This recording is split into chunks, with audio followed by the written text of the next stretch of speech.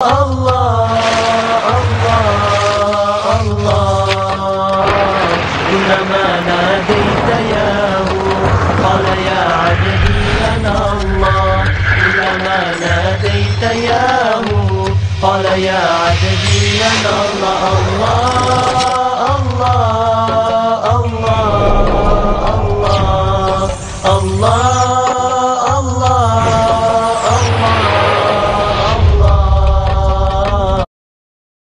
كلما ناديت ياه قال يا عبدي أنا الله كلما ناديت ياه قال يا عبدي أنا الله في ربيعنا أطلع يجيب دعوت الداعي إذا دعان جہاں بھی مجھے کوئی پکارے جب پکارے میں اس کی پکار سنتا ہوں. انہیں بھی چاہیے کہ میرا کہنا مانے. دو طرفہ بات چلے گی، یک طرفہ نہیں. میری مانو، اپنی منواؤ. تم ہماری بات نہیں مانتے پھر تمہاری دعا تمہارے منہ پر دے ماری جائے گی. کرتے رہو قنوت نازلہ 40 دن کے 80 دن پڑھتے رہو. حرمین میں پڑھتے رہو قنوت نازلہ، مکے میں پڑھو، مدینے میں پڑھو، پوری دنیا میں پڑھو. اللہ کو پیٹھ دکھائی ہوئی ہے، اس کے دین کو پاؤں تلے روندا ہوا ہے.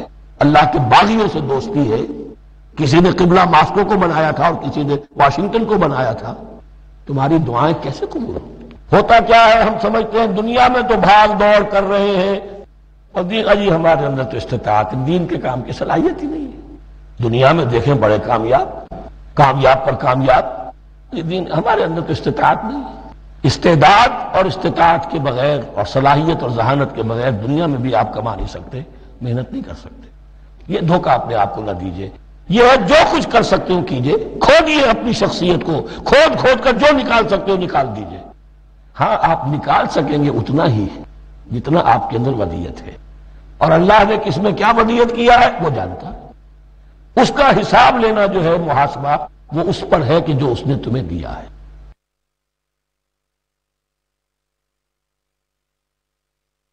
اعوذ باللہ من الشیطان الرجیم، بسم اللہ الرحمن الرحیم. الف لام میم. اللہ لا الہ الا هو الحی القیوم نزل علیک الکتاب بالحق مصدقا لما بین یدیہ وانزل التوراۃ والانجیل من قبل هدى للناس وانزل الفرقان ان الذین کفروا بآیات اللہ لهم عذاب شدید واللہ عزیز ذو انتقام. الف لام میم یہ حروف مقطعات ہیں جن کے بارے میں اجمالی گفتگو سورہ بقرہ کے آغاز میں ہم کر چکے ہیں. اللہ لا الہ الا هو الحی القیوم، یہ الفاظ آیت الکرسی کے آغاز میں سورہ بقرہ میں آ چکے ہیں. ایک بات نوٹ کر لیجئے کہ ایک حدیث میں آتا ہے کہ اللہ کا ایک اسم اعظم ہے کہ جس کے حوالے سے اگر کوئی چیز اللہ سے مانگی جائے تو وہ ضرور دیتا ہے، لیکن اس کو حضور نے بتایا نہیں کہ وہ اسم اعظم کون سا ہے. کچھ اشارے کیے، جیسے رمضان میں ایک شب ہے لیلۃ القدر جو 1000 مہینوں سے افضل ہے، تعین کے ساتھ نہیں بتایا وہ کون سی، تاکہ تلاش کرو، زیادہ ذوق و شوق کا معاملہ ہو. لیکن جو اشارات آپ نے کیے ہیں اس سے اندازہ ہوتا ہے، کیونکہ یہ فرمایا گیا کہ یہ 3 صورتوں میں ہے، سورہ بقرہ میں، سورہ آل عمران میں اور سورہ طٰہٰ میں. وہ الفاظ الحی القیوم جو مشترک ہیں، سورہ بقرہ میں آیت الکرسی میں آئے ہیں، آل عمران بھی یہاں دوسری آیت میں موجود ہیں، اور سورہ طٰہٰ کے بھی شروع کے اندر موجود ہیں. نزل علیک الکتاب بالحق، اس نے نازل فرمائی ہے، اس اللہ نے جس کے سوا کوئی معبود نہیں، جو الحی ہے القیوم ہے. اس میں اشارہ ہو رہا ہے اس کلام کی عظمت کی طرف کہ جان لو یہ کلام کس کا ہے، کس نے اتارا ہے.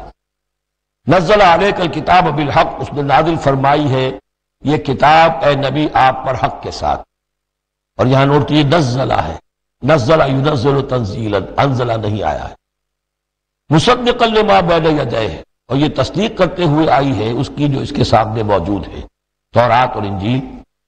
اور یہ کہ 2 اعتبارات سے تصدیق ہے کہ یہ قرآن تصدیق کرتا ہے ان کی کہ وہ اللہ کی کتابیں تھیں جن میں تحریف ہو گئی، لیکن یہ کہ قرآن اور حضور مصداق بن کر آئے ہیں ان پیشین گوئیوں کا جو ان کتابوں میں تھی. وانزل التوراۃ والانجیل من قبل ھدی للناس، اسی طرح اللہ نے اس سے پہلے لوگوں کی ہدایت کے لیے تورات اور انجیل نازل فرمائی تھی۔ وانزل الفرقان، اور اللہ نے فرقان اتارا۔ فرقان قرآن مجید کے لیے بھی ہے، فرقان تورات کے لیے بھی ہے، فرقان معجزات کے لیے بھی ہے۔ ہر وہ شے یوم الفرقان ہم سورہ انفال میں پڑھیں گے، غزوہ بدر کے دن کو کہا گیا، جو شے بالکل مبرہن کر دے حق و باطل کے مابین امتیاز قائم کر دے، وہ فرقان ہے۔ لیکن یہاں اب تحدید کا انداز ہے، دھمکی کا انداز ہے۔ ان الذین کفروا بآیات اللہ، یہ دنیا کی دوسری کتابوں کا معاملہ نہ سمجھو کہ اسے مان لیا تب بھی کوئی حرج نہیں، نہیں مانا تب بھی کوئی حرج نہیں، اگر پڑھنے پر طبیعت راغب ہوئی تو بھی کوئی بات نہیں، نہیں راغب ہے تو مت پڑھو، کوئی الزام نہیں۔ یہ کتاب ویسی نہیں، بلکہ یہ کتاب تو اب اگر نہیں مانو گے، ایمان نہیں لاؤ گے تو ان الذین کفروا بآیات اللہ لہم عذاب شدید، تو ان کے لیے بہت سخت سزا ہوگی۔ واللہ عزیز ذو انتقام، اور اللہ تعالیٰ زبردست ہے، انتقام لینے والا ہے۔ یہ لفظ بہت اہم ہے کہ اللہ تعالیٰ جہاں رؤوف ہے، رحیم ہے، شفیق ہے، غفور ہے، ستار ہے، لیکن ساتھ ہی شدید ذو انتقام بھی ہے، عزیز ذو انتقام بھی ہے، شدید العقاب بھی ہے۔ یہ دونوں شانیں اللہ کی ذہن میں رہنی چاہیے۔ ان اللہ لا یخفی علیہ شیء فی الارض ولا فی السماء، یقیناً اللہ پر کوئی شے مخفی نہیں ہے، نہ آسمان کی نہ زمین کی۔ هو الذی یصورکم فی الارحام کیف یشاء، پہلی چیز اللہ کے علم سے متعلق تھی، اور یہ اللہ کی قدرت سے متعلق ہے۔ وہی ہے کہ جو تمہاری نقشہ کشی کر دیتا ہے، صورت بنا دیتا ہے تمہاری ماؤں کے رحموں میں جیسا چاہتا ہے۔ کسی کے پاس چوائس نہیں ہے کہ وہ اپنا نقشہ خود بنائے۔ لا الہ الا هو العزیز الحکیم، اس کے سوا کوئی معبود نہیں، اور یہ کہ وہی العزیز ہے اور الحکیم ہے۔ هو الذی انزل علیک الکتاب منہ آیات محکمات ہن ام الکتاب واخر متشابہات، وہی ہے جس نے آپ پر یہ کتاب نازل فرمائی۔ کسی کسی جگہ انزلہ کا لفظ بھی آ جاتا ہے، اور یہ ہوتا ہے ردم کے اعتبار سے، کیونکہ قرآن مجید کی اپنی ایک ملکوتی غنا ہے، اس کی ایک موسیقی ہے، ڈیوائن میوزک ہے، تو اس میں جو ردم کے حوالے سے اگر ضرورت ہو تو یہ الفاظ ایک دوسرے کی جگہ آ جائیں گے۔ منہ آیات محکمات، اس میں کچھ آیات تو ہیں محکم، پختہ۔ حکم جیسا کہ میں نے بتایا، حکمت عقل کی پختگی۔ محکم آیت، پختہ آیت، جس کا مفہوم بالکل واضح ہو، جس کو ادھر سے ادھر کرنے کی کوئی گنجائش نہ ہو۔ ہن ام الکتاب، اس کتاب کی جڑ اور اساس اور بنیاد وہی ہے۔ وَأُخَرُ متشابہات، اور کچھ متشابہ ہیں کہ جن کا حقیقی اور صحیح مفہوم معین کرنا بہت مشکل ہے، بلکہ عام حالات میں ناممکن ہے۔ یہ میں تفصیل سے تعارف قرآن کے ضمن میں عرض کر چکا ہوں۔ آیات الاحکام جتنی بھی ہیں وہ سب محکم ہیں، یہ کرو یہ نہ کرو، یہ حرام یہ حلال۔ لیکن یہ کہ جو بھی آیات ہیں کہ جن میں بحث ہے عالم غیب سے، اللہ کی ذات و صفات، کیا تصور کریں؟ اللہ کا ہاتھ، اللہ کا چہرہ، اللہ کی کرسی، اللہ کا عرش، کیا تصور کریں؟ اسی طریقے سے فرشتے، عالم غیب کی شیء، عالم برزخ قبر میں کیا ہوتا ہے، اسی طرح عالم آخرہ جنت اور دوزخ کی اصل حقیقتیں ہم نہیں سمجھ سکتے، اس میں ہمارے ذہن کے قریب لا کر کچھ باتیں بتا دی گئی ہیں۔ اجمالی تصور قائم ہو جانا چاہیے، اس کے بغیر تو راستہ سیدھا رہے گا نہیں آدمی کا، لیکن ان کی تفاصیل میں نہیں جانا چاہیے۔ تو دوسرے درجے میں نے آپ کو بتایا تھا کہ کچھ فزیکل فینومینا بھی یہ بھی ایک وقت تک رہے ہیں آیات متشابہات میں سے، لیکن رفتہ رفتہ جیسے یہ سائنس کا علم بڑھتا چلا جا رہا ہے، ان میں سے بہت سی چیزیں اب محکم ہو کر سامنے آ رہی ہیں۔ یہ گویا کہ شفٹنگ سینڈز کے مانند ہے کہ ان میں سے جو چیزیں، بہت سی چیزیں واضح ہو گئیں جو پہلے واضح نہیں تھی، لیکن اب بھی بعض چیزیں ہیں، جیسے میں نے عرض کیا 7 آسمان سے کیا مراد ہے کہ جو واضح نہیں ہے ہم پر، لیکن ہمارا یقین ہے کہ انشاءاللہ وہ وقت آئے گا کہ انسان سمجھ لے گا کہ ہاں یہی بات صحیح تھی اور یہی تعبیر صحیح تھی۔ هو الذی انزل علیک الکتاب منہ آیات محکمات ہن ام الکتاب، یہ بہت اہم ہے۔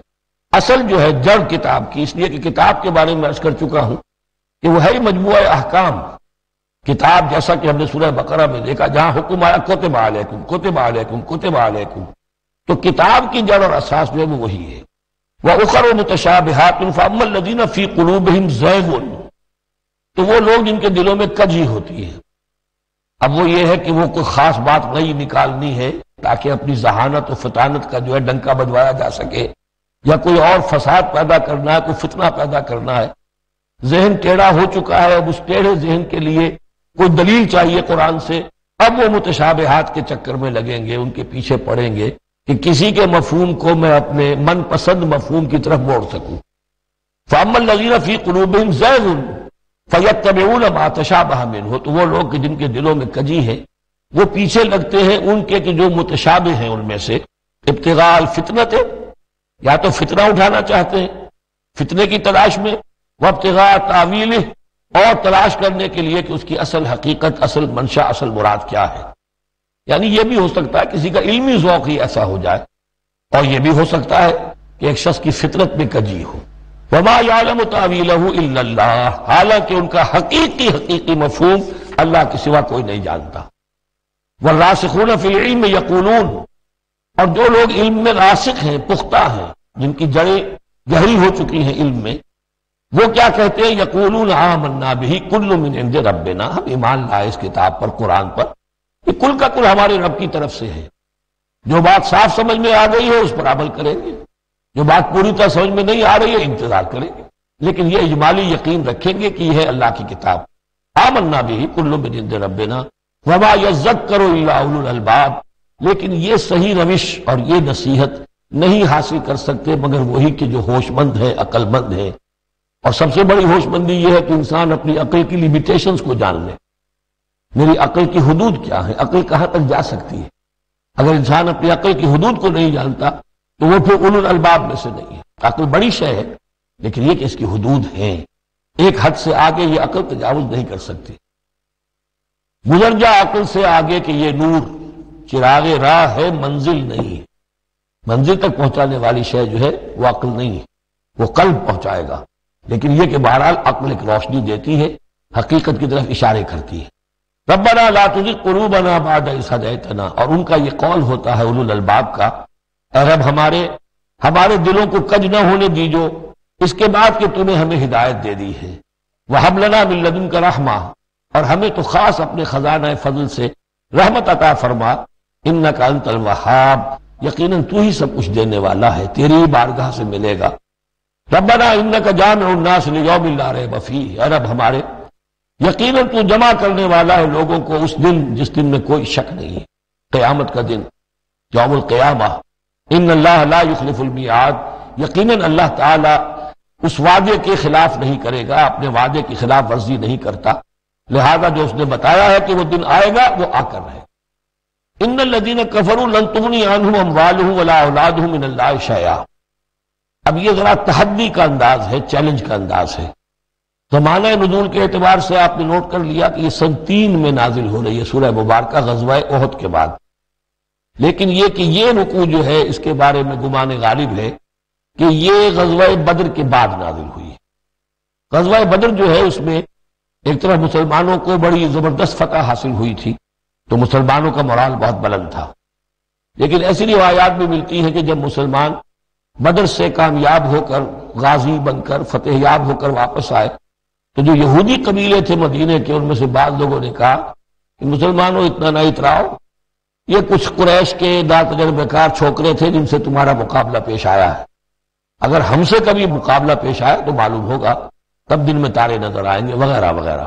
تو اس پس منظر میں یہ الفاظ کہے جا رہے ہیں کہ نہیں، تمام کفار اسی طریقے سے آخر کار زیر ہوں گے اور اللہ کے دین کو غالب ہونا ہے۔ واللہ غالب علی امرہ ولکن اکثر الناس لا يعلمون۔ كلما ناديت ياه قال يا عبدي ان الذين كفروا لن تغني عنهم اموالهم ولا اولادهم من الله شيئا، یقیناً جن لوگوں نے کفر کی روش اختیار کی ہرگز نہ بچا سکیں گے انہیں نہ ان کے مال نہ ان کی اولاد اللہ سے کچھ بھی۔ واولئک هم وقود النار، اور وہ تو سب کے سب آگ کا ایندھن بنیں گے۔ کداب آل فرعون، تمہاری تو حیثیت ہی کیا ہے، چپندی کا شوربہ۔ آل فرعون کا معاملہ یاد کرو، ان کے ساتھ کیا ہوا تھا، شہنشاہ اور بڑے لاؤ لشکر والا، وفرعون ذی الاوتاد، کداب آل فرعون والذین من قبلہم، اور اسی پر کیا اس سے پہلے ثمود اور عاد جیسی قومیں زبردست جو ہیں اسی جزیرہ نما عرب میں رہی ہیں۔ کذبوا بآیاتنا، انہوں نے بھی ہماری آیات کو جھٹلایا تھا، فأخذهم اللہ بذنوبہم، تو اللہ نے پکڑا ان کو گناہوں کی پاداش میں، واللہ شدید العقاب، اور اللہ سزا دینے میں بہت سخت ہے۔ قل للذین کفروا، اے نبی کہہ دیجئے ان لوگوں سے جو کفر کی روش اختیار کر رہے ہیں، ستغلبون وتحشرون الی جہنم، تم سب کے سب مغلوب ہو کر رہو گے، دنیا میں مغلوب ہوگے اور پھر جہنم کی طرف گھیر کر لے جائے جاؤ گے، وبئس المہاد، اور وہ بہت برا ٹھکانہ ہے۔ قد کان لکم آیۃ فی فئتین التقطا، تمہارے لیے ایک نشانی آ چکی ہے ان دو گروہوں میں جو آپس میں جنہوں نے جنگ کی، یعنی بدر کی جنگ ہوئی، اس میں ایک طرف مسلمان تھے، ایک طرف مشرکین مکہ تھے، تمہارے لیے نشانی موجود ہے۔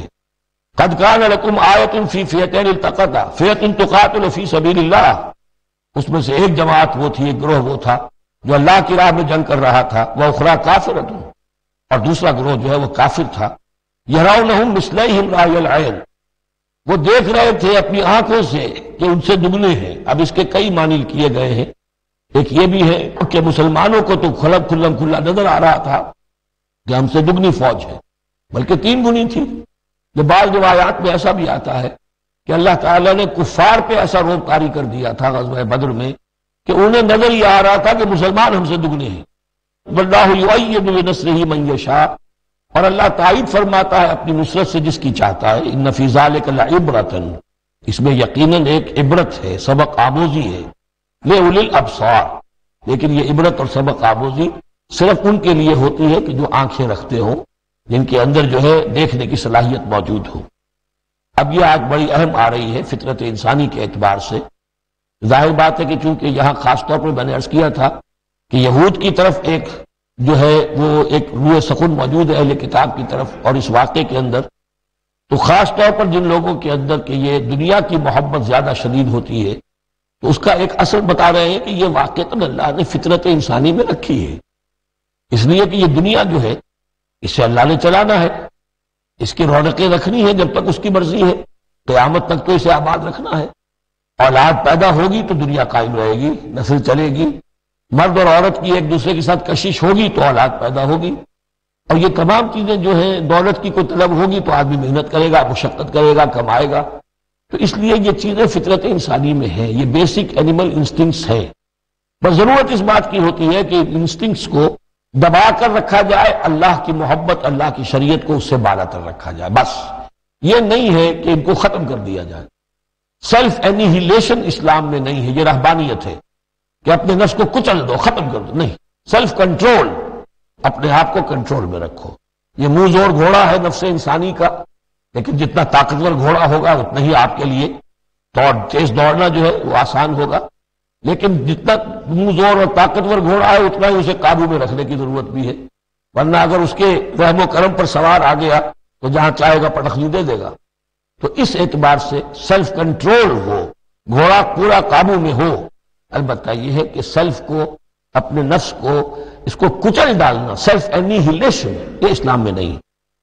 زین للناس حب الشہوات من النساء، مزین کر دی گئی ہے لوگوں کے لیے ایک تو محبت جو ہے شہوت کی محبت خواتین کے بارے میں۔ حضور نے بھی فرمایا ہے صلی اللہ علیہ وسلم، ما ترکت بعدی فتنۃ اضر علی الرجال من النساء، میرے بعد اب مردوں کے لیے عورتوں کے فتنے سے بڑا فتنہ اور کوئی نہیں۔ ان کی محبت جو ہے وہ انسان کو کہاں سے کہاں لے جاتی ہے۔ بلعام بن باورا یہود کے اندر ایک بہت بڑا عالم اور فاضل شخص تھا، ایک عورت کے چکر میں آ کر اور وہ شیطان کا پیرو بن گیا، وہ قصہ آئے گا سورہ اعراف کے اندر۔ تو واقعہ یہ ہے، لیکن ایک فطرت کے اندر ہے تو صحیح، محبت تو ہے۔ زین للناس حب الشہوات من النساء والبنین، اور بیٹے انسان کو بہت پسند ہے، بیٹے ہوں، اس کا نام چلتا رہے، بڑھاپے کا سہارا بنے، والقناطیر المقنطرۃ من الذهب والفضہ، اور یہ کہ خزانے ہوں جمع کیے ہوئے سونے کے اور چاندی کے، والخیل المسومۃ، اور گھوڑے ہوں بڑے نسل والے گھوڑے جو ہیں جن پر کے نشان لگے ہوئے ہوتے ہیں، پیڈگری ہوتی ہے ان کی، والانعام، اور مویشی ہوں، والانعام والحرث، اور کھیتی۔ ذالک متاع الحیات الدنیا، بس جو نقطہ اعتدال ہے وہ یہ ہے کہ جان لو یہ ساری چیزیں اس دنیا کی زندگی کا ساز و سامان ہے، اس زندگی کے لیے ضروریات کی حد تک ان سے فائدہ اٹھانا، اس میں کوئی بری بات نہیں، لیکن واللہ عندہ حسن المآب، لیکن اللہ کے پاس ہے اچھا لوٹنا۔ وہ جو ہے جو اللہ کے پاس ہے اس کے مقابلے میں یہ کچھ بھی نہیں۔ اگر یہ ایمان بالآخرہ ہے تو پھر تو انسان ان تمام چیزوں کو، اپنے تمام جذبات و میلانات کو ایک حد کے اندر رکھے گا، اس سے آگے نہیں آنے دے گا۔ لیکن اگر ان میں سے کوئی ایک شے بھی اتنی زوردار ہو گئی اس کی محبت کہ آپ کے دل کے اوپر اس کا قبضہ ہو گیا تو بس آپ گئے، اب وہی ند ہے، وہی اب آپ کا معبود ہے، چاہے وہ دولت ہو، چاہے وہ کوئی اور شے ہو، وہ اب آپ کا معبود بن جائے گی۔ قُلْ أَنَبِّئُكُم بِخَيْرٍ مِّن ذَلِكُمْ، ان سے کہیے کہ کیا میں تمہیں بتاؤں کہ ان تمام چیزوں سے بہتر شے کون سی ہے؟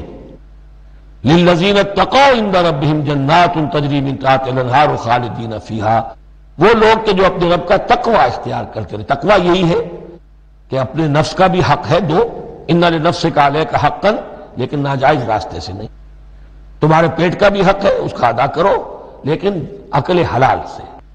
تمہاری اولاد کا تم پر حق ہے، اِنَّ لِنَفْسِكَ عَلَيْكَ حَقًّا وَإِنَّ لِزَوْجِكَ عَلَيْكَ حَقًّا وَإِنَّ لِزَوْرِكَ عَلَيْكَ حَقًّا، تمہارے ملاقاتی آتے ہیں ان کا بھی تم پر حق ہے، وہ حقوق ادا کرو، لیکن اللہ سے اوپر کسی حق کو فائق نہ کر دینا، بس یہ ہے اصل بات۔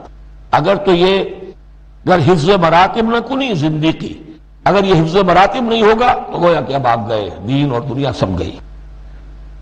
تو للذین اتقوا عند ربہم جنات، ان کے لیے ایسے باغات ہیں تجری من تحتہا الانہار، جن کے دامن میں ندیاں بہتی ہوں گی، خالدین فیہا، اس میں وہ ہمیشہ رہیں گے، وازواج مطہرۃ، اور بڑی ہی پاک عورتیں ہوں گی، ورضوان من اللہ، اور اللہ کی رضوان ہوگی، اللہ کی رضا ہوگی جو سب سے بڑی شے ہے، واللہ بصیر بالعباد، اور یقیناً اللہ تعالیٰ اپنے بندوں کو دیکھ رہا ہے۔ الذین، وہ کون سے بندے ہیں اس کے خاص؟ الذین یقولون ربنا اننا آمنا، تو یہ کہتے رہتے ہیں پروردگار ہم ایمان لے آئے، فاغفر لنا، بس ہمیں بخش دے، ذنوبنا، ہمارے گناہ، وقنا عذاب النار، اور ہمیں آگ کے عذاب سے بچائیو۔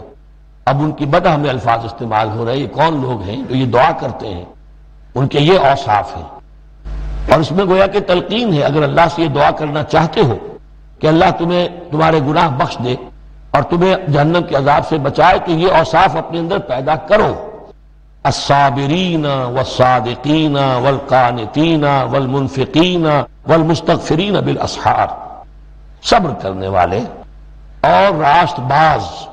راست بازی میں راست گوئی بھی ہے، راست کردار بھی ہے، عمل بھی آپ کا صحت پر ہو، درستی پر ہو، اور قول بھی صحیح اور درست ہو۔ والقانتین، فرما بردار، والمنفقین، اللہ کی راہ میں خرچ کرنے والے، والمستغفرین بالاسحار، اور جو جس کو آپ کہتے ہیں small hours of the morning, وہ جو سحر کا وقت ہے، سحری کا وقت ہے، اس میں استغفار کرنے والے۔ ایک تو نمازیں ہیں جو 5 نمازیں ہیں، لیکن خاص وہ وقت جو ہے اس میں جب کہ فرمایا گیا ہے کہ رات کے آخری حصے میں اللہ تعالیٰ نزول فرماتا ہے سماع دنیا تک، اور پھر ایک ندا ہوتی ہے، حل من مستغفر فاغفر لہ، حل من سائل فاعطیہ، ہے کوئی استغفار کرنے والا کہ میں اسے معاف کر دوں، ہے کوئی کچھ مانگنے والا کہ میں اسے عطا کر دوں۔ ہم تو مائل بکرم ہے، کوئی سائل ہی نہیں، راہ دکھلائیں کسے، رہروی منزل ہی نہیں۔ شہد اللہ انہ لا الہ الا ہوا والملائکۃ واولو العلم قائما بالقسط، اللہ خود گواہ ہے کہ اس کے سوا کوئی معبود نہیں، سب سے بڑی گواہی تو اللہ کی ہے، والملائکۃ، اور سارے فرشتے گواہ ہیں، واولو العلم، اور اولو العلم بھی اس پر گواہ ہیں۔ یہ اولو العلم جو ہے، اولو الالباب، اولو العلم الذین یعقلون، وہ لوگ ہیں کہ جو ان کائناتی آیات کے حوالے سے اللہ کو پہچان لیتے ہیں اور اس کو مان لیتے ہیں کہ وہی معبود برحق ہے۔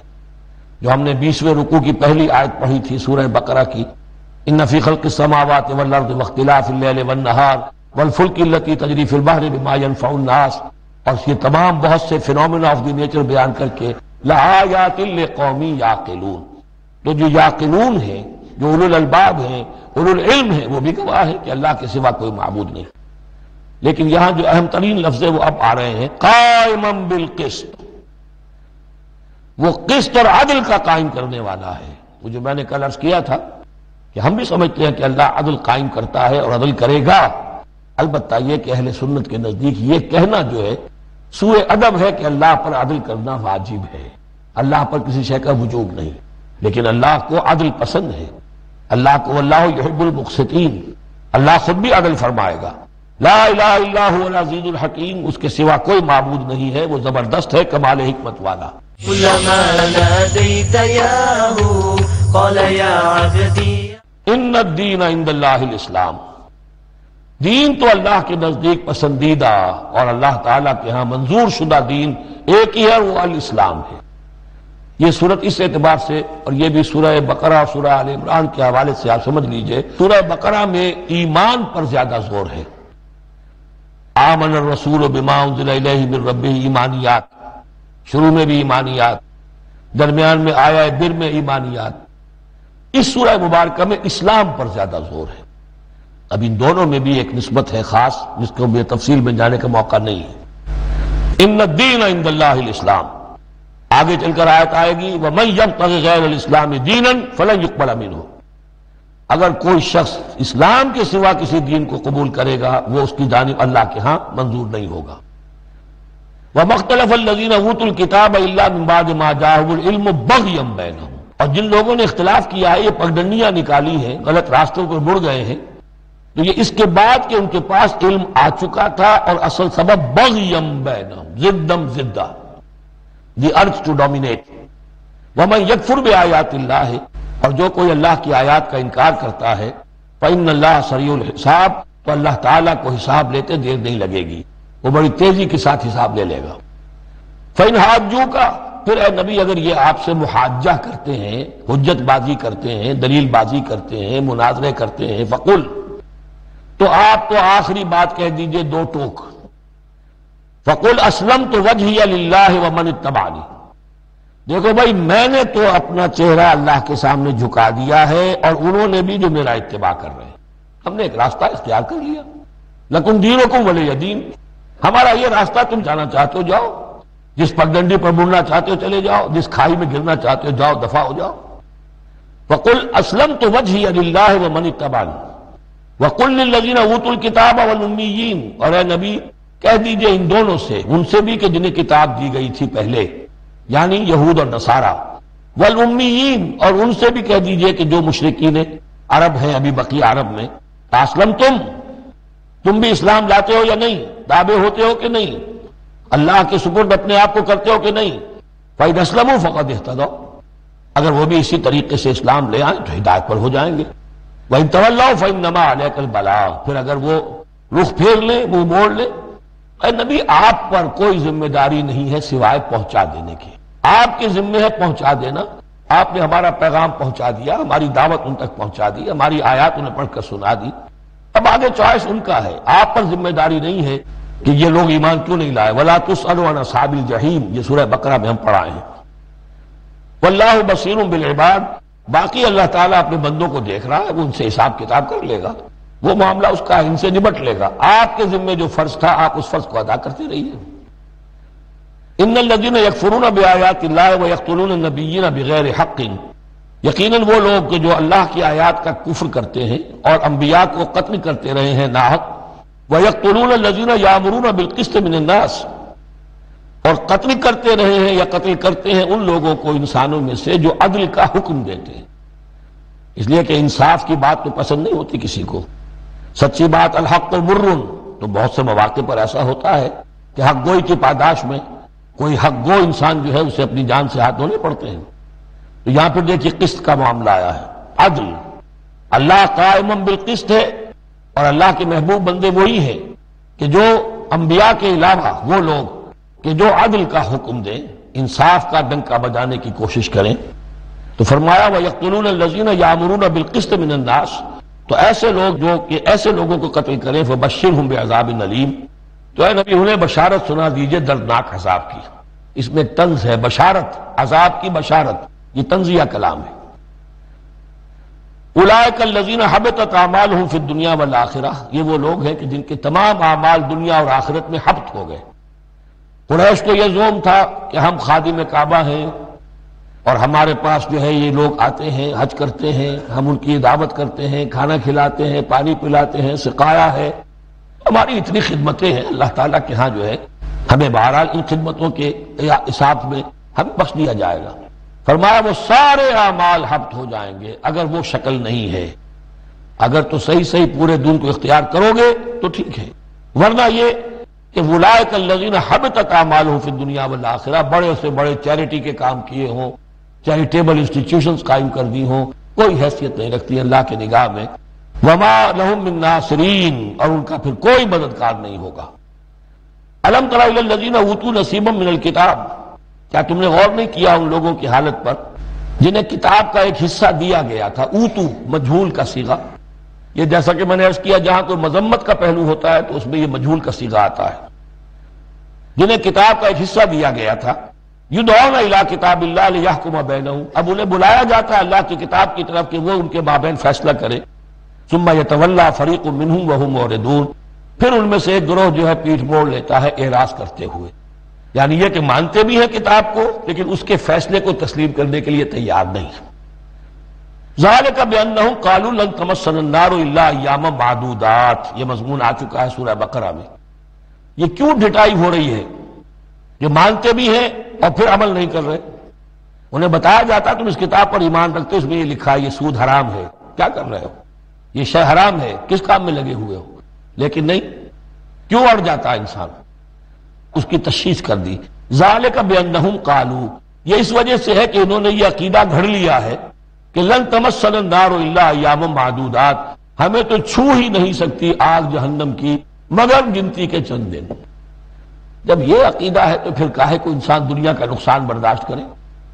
بابر میں عیش کوش کے عالم دوبارہ نیست، حلال سے حرام سے جائز سے ناجائز سے جو بھی عیش حاصل کیا جا سکتا کرنا چاہیے، بخش تو دیا ہی جانا ہے. یہ عقیدہ ہے کہ جو در حقیقت ایمان بالآخرت کی نفی کر دیتا ہے. وَغَرَّهُمْ فِي دِينِهِمْ مَا كَانُوا يَفْتَرُونَ، اور انہیں دھوکے میں مبتلا کر دیا ہے، ان چیزوں نے دین کے معاملے میں دھوکے میں ڈال دیا جو انہوں نے افترا کر لی، گھڑ لیے. اللہ نے تو کوئی ضمانت نہیں دی تھی، نہ لاؤ تورات لاؤ انجیل لاؤ، کہیں ضمانت نہیں ہے. یہ تو تمہارا من گھڑت عقیدہ ہے اور اسی کی وجہ سے دین کے اندر تم اب بد دین یا بے دین ہو گئے ہو. فَكَيْفَ إِذَا جَمَعْنَاهُمْ لِيَوْمٍ لَا رَيْبَ فِيهِ، تو کیا حال ہوگا اس دن. اس وقت تو یہ بڑھ چڑھ کر باتیں بنا رہے ہیں، زبان درازیاں کر رہے ہیں. کیا ہوگا اس دن جب کہ ہم انہیں جمع کریں گے لِيَوْمٍ لَا رَيْبَ فِيهِ، اس دن جس دن کے بارے میں کوئی شک نہیں. وَوُفِّيَتْ كُلُّ نَفْسٍ مَا كَسَبَتْ، اور پھر ہر ذی نفس کو، ہر جان کو، ہر انسان کو پورا دے دیا جائے گا جو کچھ اس نے کمائی کی ہوگی. وَهُمْ لَا يُظْلَمُونَ، اور ان پر کوئی زیادتی نہیں ہوگی. اب اس کے بعد پھر ایک بڑی عظیم دعا آ رہی ہے. اس سورہ مبارکہ میں دعائیں بہت ہیں، یہ بھی بہت عظیم دعا ہے اور یہ تو باقاعدہ تلقین کر کے کہا گیا ہے. کہیں تو ایسا ہوتا ہے لوگ ایسے دعا کرتے ہیں. یا ہے قل اللہم مالک الملک، کہو اے اللہ جو تمام بادشاہت کا مالک ہے، مالک الملک ہے، کل ملک اس کے اختیار میں ہے.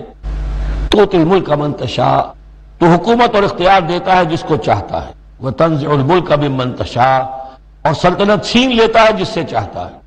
وتعز من تشاء، اور تو عزت دیتا ہے جس کو چاہتا ہے. وتذل من تشاء، اور تو ذلیل کر دیتا ہے جس کو چاہے. بیدک الخیر، تیرے ہاتھ میں سب خوبی ہے. اس کے دونوں معنی ہیں، کل خیر خوبی تیرے ہاتھ میں ہے، دوسرے تیرے ہاتھ میں خیر ہی خیر ہے. بسا اوقات انسان جسے اپنے لیے شر سمجھ بیٹھتا ہے وہ بھی اس کے لیے خیر ہوتا ہے. آسان تحبوا شیئا وہو شر لکم، وآسان تکرہوا شیئا وہو خیر لکم. انک علی کل شیء قدیر، یقیناً تو ہر چیز پر قادر ہے. تولج اللیل فی النہار، تو رات کو لے آتا ہے دن میں پرو کر. وتولج النہار فی اللیل، اور پھر دن کو نکال لاتا ہے رات میں سے پرو کر. وتخرج الحی من المیت، اور تو نکالتا ہے زندہ کو مردہ سے. وتخرج المیت من الحی، اور تو نکالتا ہے مردہ کو زندہ سے. اس کی بہترین مثال مرغی اور انڈا. مرغی میں جان نہیں ہے لیکن اسی میں سے چوزہ برآمد ہوتا ہے، زندہ ہے، اور وہ مرغی جو ہے وہی انڈا دے رہی ہے. تو گویا کہ اللہ تعالیٰ کے ہاں وہ چیز چل رہی ہے. تخرج الحی من المیت وتخرج المیت من الحی وترزق من تشاء بغیر حساب، اور تو دیتا ہے جس کو چاہتا ہے بے حد و حساب. لا يتخذ المؤمنون الکافرین اولیاء من دون المؤمنین، اہل ایمان نہ بنائیں اپنے دوست کافروں کو. اولیاء ایسا دوست جو قلبی دوست ہو، جو رازدار بھی ہو جاتے ہیں، پشت پناہ بھی ایک دوسرے کے سمجھے جاتے ہیں. یہ تعلق کفار کے ساتھ اختیار کرنے کی اجازت نہیں ہے۔ ایک اچھا رویہ ہو، ظاہری مدارات ہوں، آپ ان سے اچھے کلچرل طریقے پر بات کریں، تہذیب کے ساتھ، یہ اور بات ہے، لیکن دلی محبت، قلبی رشتہ، جذباتی تعلق، ان کی ایک ایسے باہمی مدد کا ایک رشتہ قائم کر لینا، پشت پناہ ہونے کا رشتہ بنا لینا، اس کی اجازت نہیں ہے۔ لا يتخذ المؤمنون الکافرین اولیاء من دون المؤمنین، اہل ایمان کو چھوڑ کر ان کے ساتھ یہ رشتہ قائم کرنا اللہ کو پسند نہیں ہے۔ ومن يفعل ذلك فليس من الله في شيء، اور جو کوئی بھی یہ حرکت کرے گا پھر اس کا اللہ کے ہاں کوئی مقام نہیں ہوگا، کوئی رشتہ اللہ کا پھر اس کے ساتھ نہیں رہے گا۔ اللہ کے دشمنوں کے ساتھ تمہاری دوستی ہے تو ظاہر بات ہے کہ پھر اللہ کے ساتھ تمہارا کوئی تعلق نہیں رہا۔ الا ان تتقوا منهم تقا، سوائے یہ کہ تم ان سے بچاؤ کرنا چاہو، بچاؤ کے لیے بعض اوقات ایسے حالات ہوتے ہیں کہ کھلے مقابلے کا بھی موقع نہیں ہے، تو آپ طرح دے رہے ہیں، آپ وقت جو ہے یو آر بائنگ ٹائم، تو اس میں کوئی ظاہری خاطر مدارات کا مسئلہ بھی ہو جائے تو کوئی حرج نہیں ہے، لیکن یہ کہ مستقل واقعی قلبی محبت قائم کر لینا یہ جائز نہیں ہے۔ ویسے یہ کہ اسی پھر آیت کے اسی الفاظ کو ہمارے ہاں اہل تشیع نے تقیہ کی جڑ بنا دیا ہے، لیکن انہوں نے اسے پہنچا دیا اس حد تک کہ جھوٹ بھی بولو، اپنے عقائد بھی چھپا لو، اور اس کے لیے دلیل یہاں سے لاتے ہیں، لیکن یہ بالکل ایک دوسری شکل ہے۔ یہ صرف ایک ظاہری مدارات کی حد تک، ایک حد تک، یہ نہیں کہ آپ جھوٹ بولنے پر آ جائیں اور آپ ایک چیز کو چھپانے پر آ جائیں، بس یہ ہے کہ آپ اس وقت تک جیسے ہم پڑھ چکے ہیں سورہ بقرہ میں کہ اگرچہ یہ یہودی جو ہیں ان کے دلوں کے اندر آگ بھری ہوئی ہے تمہارے خلاف، لیکن یہ فاعفوا واصفحوا، ابھی ذرا درگزر کرتے رہو، ابھی فوری طور پر ان کے ساتھ جو ہے معاملہ کوئی مقابلے وغیرہ کا شروع کرنا مناسب، اس حد تک مسئلہ بینی تو صحیح ہے، لیکن یہ نہیں کہ جھوٹ بولا جائے معاذ اللہ۔ كلما ناديت ياه قال يا عبدي وَيُحَذِّرُكُمُ اللَّهُ نَفْسَهُ، اور اس میں بھی اب اور نرمی کر دی، اللہ تمہیں ڈراتا ہے اپنے آپ سے، اللہ سے ڈرو، یعنی کسی اور سے ڈر کر خواہ صرف خاطر مدارات کر لینا بھی صحیح نہیں ہے، لیکن یہ کہ بہرحال ضرورت ہے، کسی وقت مصلحت ہے تو کرو، لیکن یہ کہ اصل تمہارے دل میں خوف اللہ کا رہنا چاہیے۔ وَإِلَى اللَّهِ الْمَصِيرُ، اور اللہ ہی کی طرف تمہیں لوٹ جانا ہے۔ قُلْ إِن تُخْفُوا مَا فِي صُدُورِكُمْ أَوْ تُبْدُوهُ يَعْلَمُهُ اللَّهُ، یہ پھر وہی آیت آ گئی ہے جو سورہ بقرہ کے آخر میں آئی تھی، لِلَّهِ مَا فِي السَّمَاوَاتِ وَمَا فِي الْأَرْضِ وَإِن تُبْدُوا مَا فِي أَنفُسِكُمْ أَوْ تُخْفُوهُ يُحَاسِبْكُم بِهِ اللَّهُ، یہاں فرمایا قُلْ إِن تُخْفُوا مَا فِي صُدُورِكُمْ، کہہ دیجئے کہ اگر تم چھپاؤ جو کچھ کہ تمہارے سینوں میں ہے، أَوْ تُبْدُوهُ، یا تم اسے ظاہر کر دو، يَعْلَمُهُ اللَّهُ، اللہ تعالیٰ اس کو جانتا ہے۔ تمہارے ظاہر کرنے چھپانے سے اللہ سے کوئی تعلق نہیں ہے، ایک دوسرے سے چھپا سکتے ہو، ظاہر کر سکتے ہو، اللہ سے نہیں۔ وَيَعْلَمُ مَا فِي السَّمَاوَاتِ وَمَا فِي الْأَرْضِ، اور وہ جانتا ہے جو کچھ کے آسمانوں میں اور زمین میں ہے۔ وَاللَّهُ عَلَى كُلِّ شَيْءٍ قَدِيرٌ، اور اللہ تعالیٰ ہر چیز پر قادر ہے۔ يَوْمَ تَجِدُ كُلُّ نَفْسٍ مَا عَمِلَتْ مِنْ خَيْرٍ مُحْضَرًا، اس دن کا تصور کرو جس دن ہر جان، ہر نفس موجود پائے گا، حاضر کیا ہوا پائے گا ہر وہ عمل جو اس نے کیا ہوگا۔ فَمَن يَعْمَلْ مِثْقَالَ ذَرَّةٍ خَيْرًا يَرَهُ وَمَن يَعْمَلْ مِثْقَالَ ذَرَّةٍ شَرًّا يَرَهُ يَوْمَ تَجِدُ كُلُّ نَفْسٍ مَا عَمِلَتْ مِنْ خَيْرٍ مُحْضَرًا وَمَا عَمِلَتْ مِنْ سُوءٍ، جو نیکی کی ہوگی اسے بھی موجود پائے گا، اور جو بڑی کمائی ہوگی وہ بھی موجود پائے گا۔ تَوَدُّ لَوْ أَنَّ بَيْنَهَا وَبَيْنَهُ أَمَدًا بَعِيدًا، اور ہر جان یہ چاہے گی، ہر انسان یہ چاہے گا کہ کاش میرے اور میرے اعمال نامے کے درمیان بڑا فاصلہ آ جائے، میں اسے دیکھوں بھی نہ، میری نگاہ بھی اس پر نہ پڑے۔ وَيُحَذِّرُكُمُ اللَّهُ نَفْسَهُ، اور اللہ ڈرا رہا ہے تمہیں اپنے آپ سے، یعنی تقویٰ رکھنا ہے تو اس کا کرو، ڈرنا ہے تو اس سے ڈرو، خوف کھانا ہے تو اس سے کھاؤ۔ وَاللَّهُ رَءُوفٌ بِالْعِبَادِ، اور اللہ تعالیٰ اپنے بندوں کے حق میں بہت شفیق ہے، یعنی یہ وارننگز جو اسی لیے دے رہا ہے کہ تمہاری عاقبت برباد نہ ہو، بار بار سمجھا رہا ہے۔ قُلْ إِن كُنتُمْ تُحِبُّونَ اللَّهَ، یہ آیت بہت معروف بھی ہے، مسلمانوں کو پسند بھی ہے، ہمارے ہاں جو واعظ ہوتے ہیں، تقاریر ہوتی ہیں تو اس کے اندر بہت کثرت سے کوٹ ہوتی ہے۔ قُلْ إِن كُنتُمْ تُحِبُّونَ اللَّهَ فَاتَّبِعُونِي يُحْبِبْكُمُ اللَّهُ، اے نبی کہہ دیجئے کہ اگر تم لوگ چاہتے ہو کہ اللہ سے محبت کرو، اگر تم اللہ سے محبت کرتے ہو فَاتَّبِعُونِي، تو میری پیروی کرو، میرا اتباع کرو۔ یحببکم اللہ، اللہ تم سے محبت کرے گا۔ وَيَغْفِرْ لَكُمْ ذُنُوبَكُمْ، اور تمہارے گناہ بخش دے گا، وَاللَّهُ غَفُورٌ رَحِيمٌ، اور اللہ غفور الرحیم ہے۔ قُلْ اطیعوا اللہ والرسول، کہہ دیجئے اطاعت کرو اللہ کی اور اس کے رسول کی، فَإِن تَوَلَّوْا فَإِنَّ اللَّهَ لَا يُحِبُّ الْكَافِرِينَ، اور اگر وہ پیٹھ موڑ لیں تو اللہ کو ایسے کافر پسند نہیں ہے۔ یہ دو آیتیں اس اعتبار سے بڑی اہم ہیں کہ اس میں رسول کے لیے دو الفاظ آئے ہیں، اطاعت اور اتباع۔ اطاعت اگر نہیں ہے تو کفر ہو گیا۔ اطاعت تو لازم ہے، لیکن اطاعت کس چیز میں ہوتی ہے؟ جو حکم دیا ہے یہ کرو، آپ کو کرنا ہے۔ اتباع اس سے اوپر کی شے ہے، انسان خود تلاش کرے حضور کیا کرتے تھے، اور چاہے آپ نے نہیں فرمایا کہ یہ کرو لیکن آپ ان کی پیروی کر رہے ہیں، یہ گویا کہ دائرہ وسیع ہو گیا۔ جس سے محبت ہوتی ہے اس کا انسان جو ہے اس کی ہر طرح سے اس کے ساتھ ایک مناسبت پیدا کرنا چاہتا ہے، کیسا لباس اس کا ہے ویسا ہی لباس اپنا بنائے، کیا چیزیں اس کو پسند ہیں کھانے میں وہی چیزیں خود بھی کھائے اور پسند کرے۔ تو یہ چیزیں جس کا حکم نہیں ہے، جیسے کہ ایک صحابی کا واقعہ آتا ہے کہ وہ ایک مرتبہ آئے اور انہوں نے اس وقت یہ دیکھا، ایک ہی مرتبہ آئے ہوں گے کہیں باہر سے بدو صحابی، کہ حضور کے کرتے کے بٹن لگے ہوئے نہیں تھے۔ انہوں نے ساری عمر پھر اپنے کرتے کے بٹن نہیں لگائے، حضور نے حکم تو نہیں دیا تھا، دیکھا یہ کہ محمد اس شان میں تھے اس وقت، تو پھر اس کے بعد اسی کو لازم کر لیا۔ اس اتباع میں یہ بات بھی آ جائے گی کہ اگرچہ دین کے کچھ تقاضے ایسے ہیں کہ جس درجے میں محمد الرسول اللہ صلی اللہ علیہ وسلم نے ان کو پورا کیا، اس درجے میں پورا کرنا کسی انسان کے بس میں نہیں ہے، پھر بھی اس کی کوشش کرتے رہنا یہ اتباع کا تقاضا ہے۔ مثلا حضور نے کوئی مکان نہیں بنایا، حضور نے کوئی جائیداد نہیں بنائی، حضور نے جیسے ہی وحی کا آغاز ہوا کوئی دنیاوی کام نہیں کیا، کوئی تجارت نہیں کی، ایک ایک لمحہ اپنی توانائی کی ایک ایک رمق وہ لگا دی کس کام کے لیے؟ اللہ کے دین کی دعوت اور اللہ کے دین کی اقامت، اس کو قائم کرنے کے لیے۔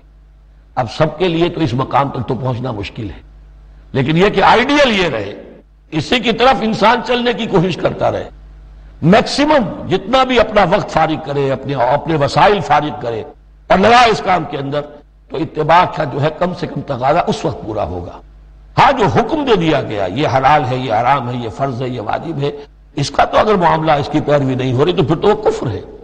لیکن اتباع اگر آپ کر رہے ہیں تو اتباع جو ہے وہ پھر اللہ کا محبوب بن جانا ہے۔ اگر تم اللہ سے محبت کرتے ہو تو میرا اتباع کرو، میری پیروی کرو، دیکھو میں کیا کر رہا ہوں، میرے کیا شب و روز ہے، کن کاموں میں میری توانائیاں لگ رہی ہیں، کیا دلچسپیاں ہیں میری دنیا کے اندر، ان چیزوں کے اندر تم میری پیروی کرو۔ فاتبعونی یحببکم اللہ، تم اللہ کے محب نہیں محبوب بن جاؤ گے۔ واللہ غفور الرحیم، اور اللہ غفور الرحیم ہے۔ باقی دوسرا درجہ جو نچلا ہے، قل اطیعوا اللہ والرسول، اطاعت تو اللہ اور اس کے رسول کی کرنی ہی کرنی ہے۔ فإن تولوا، اور اگر اس اطاعت سے بھی موڑے، فإن اللہ لا يحب الکافرین، تو اللہ کو ایسے کافر تو پسند نہیں ہے، کیونکہ پھر اطاعت رسول کا انکار تو کفر ہو گیا۔ یا وہ پہلا حصہ جو ہے نصف اول کا ثلث اول، یعنی نصف اول جو ہے سورہ مبارکہ کا، میں نے عرض کیا تھا کہ اس میں پہلی آیات 32 ہیں، جنرل ہیں، تمہیدی ہیں، دین کے بڑے جو گہرے اصول ہیں وہ ہیں، دعائیں تلقین کی گئی ہیں، محکمات اور متشابہات کا فرق واضح کیا گیا ہے۔ لیکن اب دوسرے حصے میں سارا خطاب جو ہے وہ براہ راست عیسائیوں سے ہے، اور انہیں بتانا یہ ہے کہ حضرت عیسیٰ کو جو تم نے معبود بنا لیا، یا تو تثلیث کی شکل دے دی ٹرینٹی، یا گاڈ انکارنیٹ بنا دیا۔ تثلیثیں بھی دو طرح کی رہی ہیں، اللہ بھی اور مریم بھی اور عیسیٰ بھی، اور دوسری تثلیث جو ہے جو اب دنیا میں عام ہے وہ ہے اللہ اور روح القدس اور حضرت عیسیٰ۔ تو یہ جو تثلیثیں تم نے ایجاد کر لی ان کی کوئی بنیاد نہیں ہے، یہ تمہاری کج روی ہے، تم نے غلط شکل اختیار کی ہے۔ عیسیٰ علیہ السلام بہت برگزیدہ پیغمبر تھے، ہاں ان کی ولادت معجزانہ طریقے پر ہوئی ہے، لیکن اگر ان کی ولادت معجزانہ طریقے پر ہوئی ہے تو ان سے متصلاً قبل یحییٰ کی جو ولادت ہوئی ہے وہ بھی معجزانہ ہوئی ہے، وہ بھی کوئی کم معجزہ نہیں تھا۔ تو معجزے، اور پھر آدم کی جو ولادت ہوئی ہے، آدم کو جو پیدا کیا اللہ نے، تو ظاہر بات ہے کہ وہ اپنی جگہ پر جہاں سے نسل انسانی کا آغاز ہوا، تو یہی بات اگر دلیل ہو جائے الوہیت کی تو یہ تو پھر آدم کو بھی الہ مانو اور یحییٰ کو بھی الہ مانو، تو ساری بحث اس پر ہو رہی ہے۔ ان اللہ اصطفى آدم ونوحا وآل ابراہیم وآل عمران علی العالمین، یقیناً اللہ نے چن لیا آدم کو اور نوح کو اور آل ابراہیم کو اور آل عمران کو تمام جہان والوں پر، تمام جہانوں پر نہیں، تمام جہان والوں پر۔ حضرت آدم علیہ السلام کا بھی استفاء ہوا ہے تو وہ بھی سلیکٹڈ تھے۔ استفاء کے معنی ہوتا ہے کسی میں سے چن لینا، بہرحال ایک عام معنی بھی ہو جاتے ہیں، پسند کر لینے کے معنی بھی ہو سکتے ہیں۔ ان اللہ اصطفى آدم ونوحا، اور پھر نوح کو پسند کیا، آل ابراہیم، ابراہیم کے گھر کو، ان کے خاندان کو، وآل عمران، عمران جو ہے بنی اسرائیل کی تاریخ میں دو عظیم شخصیتوں کے نام ہیں، ایک تو حضرت موسیٰ کے والد کا نام بھی عمران تھا اور ایک حضرت مریم کے والد کا نام بھی عمران تھا۔ حضرت عیسیٰ کے نانا عمران ہوئے اور حضرت موسیٰ کے والد عمران تھے۔ یہاں پہ غالباً حضرت موسیٰ کے والد مراد ہیں، لیکن چونکہ آگے سارا معاملہ حضرت مریم کا آ رہا ہے تو شاید عین ممکن ہے کہ یہاں پر اشارہ ان کے نانا کی طرف ہو۔ ذریۃ بعضھا من بعض، اور یہ سب جو ہے ایک دوسرے کی نسل سے ہیں، ایک دوسرے کی اولاد سے ہیں۔ نوح حضرت آدم کی اولاد سے ہیں، ابراہیم حضرت نوح کی اولاد سے ہیں، پھر ان کے پورا خاندان بنی اسماعیل بنی اسرائیل یہ ان کی اولاد میں سے ہیں۔ واللہ سمیع علیم، اللہ سمیع اور علیم ہے۔ اس قالت امرأۃ عمران رب انی نذرت لک ما فی بطنی محررا فتقبل منی۔ اب یہ جو عمران کی بیوی ہیں یعنی حضرت مریم کی والدہ، یہ بہت نیک عورت تھی، بہت ہی متقی، نیک، زاہد۔ ان کو حمل ہوا تو انہوں نے پروردگار سے ایک منت مانی، نظر مانی، رب انی نذرت لک ما فی بطنی، جو میرے پیٹ میں جو بھی بچہ اے اللہ تو پیدا فرما رہا ہے میں تیری ہی نظر کرتی ہوں، یعنی دنیاوی کوئی ذمہ داریوں کا بوجھ اس پر نہیں ہم ڈالیں گے، اور ہیکل کی خدمت کے لیے، دین کی خدمت کے لیے، تورات کی خدمت کے لیے اس کو وقف کر دیں گے، ہم اپنا بھی کوئی بوجھ ان پر نہیں ڈالیں گے، اس توقع میں کہ اللہ بیٹا عطا کرے گا۔ محررن کے مطلب ہے اسے آزاد کر دیں گے، تحریر آزاد کر دینا، حر سے، کہ کوئی ذمہ داری اس پر نہیں ہوگی، اسے ہم خالص کر دیں گے تیرے دین کی خدمت کے لیے اور ہیکل کی خدمت کے لیے۔ فتقبل منی، تو اے اللہ میری اس نظر کو تو قبول فرما لے، شرف قبول عطا فرما۔ انک انت السمیع العلیم، یقیناً تو سب کچھ سننے والا اور سب کچھ جاننے والا ہے۔ فلما وضعتها قالت رب انی وضعتها انثی، اب جب وضع حمل ہوا تو پھر اس نے کہا اے اللہ یہ تو میں ایک بیٹی جن گئی ہوں، یعنی میری تو یہاں بیٹی ہو گئی ہے، میں تو امید میں تھی کہ بیٹا آئے گا تو اس کو جو ہے میں وقف کر دوں گی۔ اس وقت تک ہیکل کے خادموں میں کسی خاتون کو، لڑکی کو قبول نہیں کیا جاتا تھا۔ واللہ اعلم بما وضعت، اللہ فرما رہا ہے کہ اللہ بہتر جانتا تھا کہ کیا اس نے جنا ہے، اسے کیا پتا کیسی بیٹی جنی ہے۔ وَلَيْسَ الذَّكَرُ كَالْأُنثىٰ، کوئی بیٹا ایسا ہو ہی نہیں سکتا جیسی بیٹی تمہیں دی ہے۔ وَإِنِّي سَمَّيْتُهَا مریم، اور وہی اب ان کا کلام شروع ہوا ان کی والدہ کا، مریم کی، میں نے اس کا نام مریم رکھا ہے۔ وَإِنِّي أُعِيذُهَا بِكَ، اور اے اللہ میں اسے تیری پناہ میں دیتی ہوں، وَذُرِّيَّتَهَا، اور جو بھی اس کی اولاد ہو، نسل ہو، اس کو بھی تیری پناہ میں دیتی ہوں، من الشیطان الرجیم، مردود شیطان کے حملے سے، کہ اللہ ان کو، مریم کو بھی اور اس کی آنے والی اولاد کو بھی تو بہت ہی اپنی حفاظت میں رکھیو، شیطان سے بچائیو۔ اللہ اللہ اللہ اللہ، كلما ناديت ياه قال يا عبدي أنا الله، كلما ناديت ياه قال يا عبدي أنا الله، الله الله